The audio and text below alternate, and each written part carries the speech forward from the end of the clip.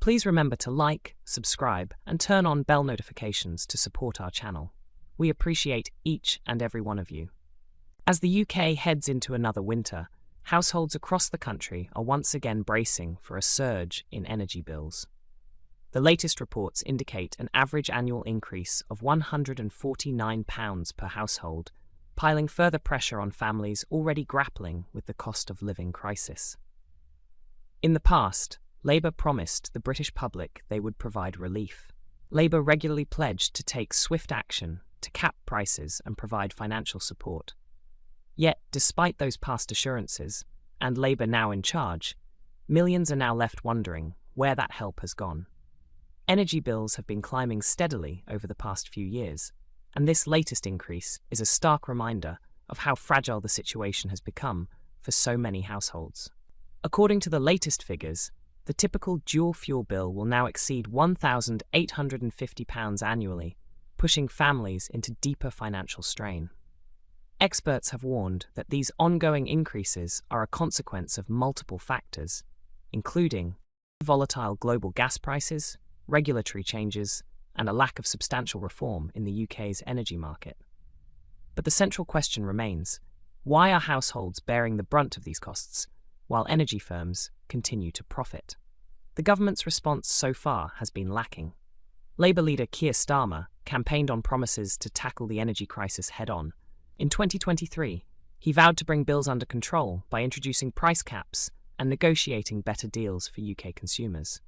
But today, those promises feel distant as households see little to no relief from rising costs. In speeches leading up to the 2024 general election, Starmer reassured voters that his government would not stand idly by while energy companies profited from the hardships of ordinary people. While energy bills for consumers have soared, energy companies have reported record profits, a fact that has not gone unnoticed by critics.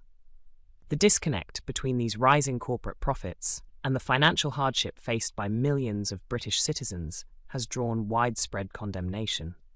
For families across the UK, the consequences are stark. For pensioners, young families, and those on low incomes, the choice between heating their homes and putting food on the table is becoming increasingly difficult. One family from Manchester shared their struggle, saying, "We've already cut back on essentials just to make ends meet. Now, with this new energy bill hike, we don't know how we'll get through the winter."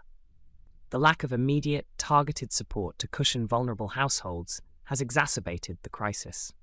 Despite Labour's promises of interventions, energy firms have continued to operate without significant regulation, leaving consumers exposed to price spikes.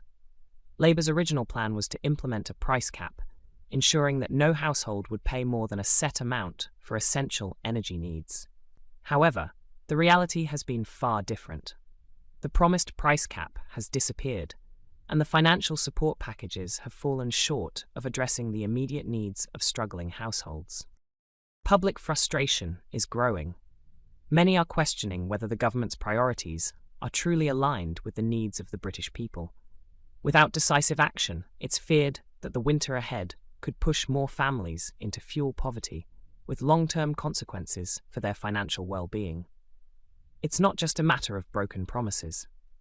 The energy market itself is deeply flawed, with large corporations holding immense pricing power, while consumers have little choice but to pay whatever bills arrive at their doorsteps.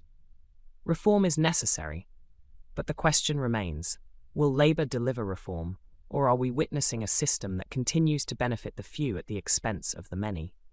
As energy bills rise yet again, it's time for the government to address the crisis head-on. The British public deserves better than empty promises and delayed action.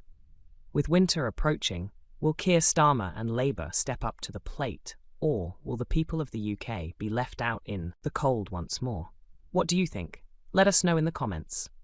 As always, stay informed, stay engaged, and make sure that your voice is heard.